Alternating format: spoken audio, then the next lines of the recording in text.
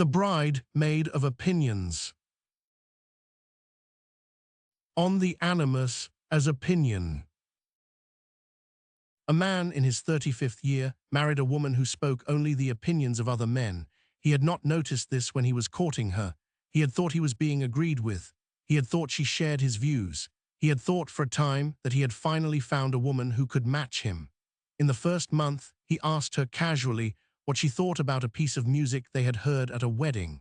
She gave him the opinion of her father. He had not noticed at the time. He had nodded. In the second month, he asked her what she thought about a book they had both read. She gave him the opinion of her schoolmaster. He had not noticed at the time. He had agreed.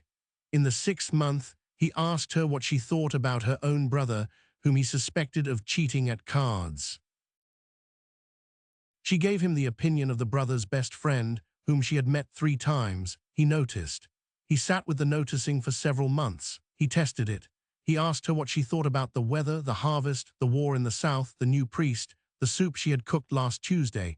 In each case, she answered. In each case, after a few days of attention, he was able to identify which man's opinion she had given. She had a great many men inside her. She had her father, her schoolmaster, her brother's best friend, the priest of her childhood, 3 of her cousins, her dead uncle, and at least one stranger he had never been able to identify. They came and went. They spoke in her mouth without negotiation. They did not seem to argue with one another. They simply took their turns. One evening in the 8th month when they were alone, he said, "I want to speak with you, not with any of them, with you." She looked at him.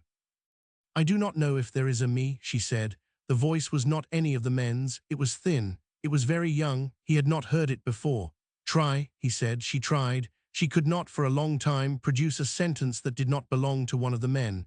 She would begin to speak, and a man would come up into her throat, and the sentence would be his. She would stop and try again.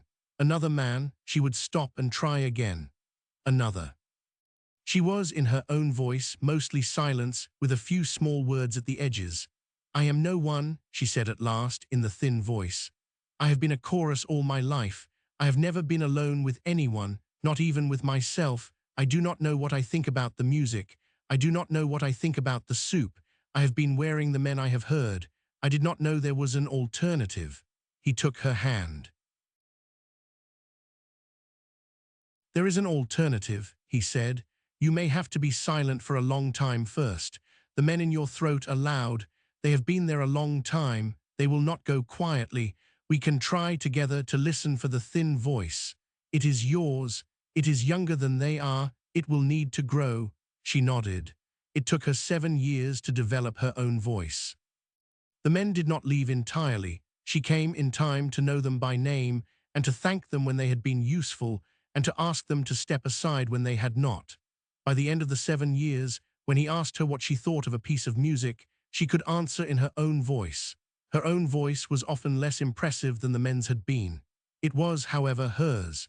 He had been listening for it for 7 years. He was not, by the end, a less impressive man either.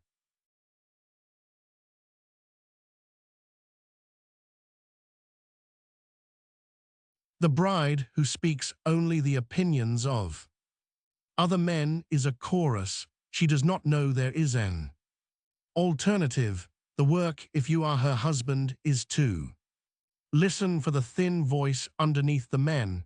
It is hers. It is younger than they are. It will grow. It takes years.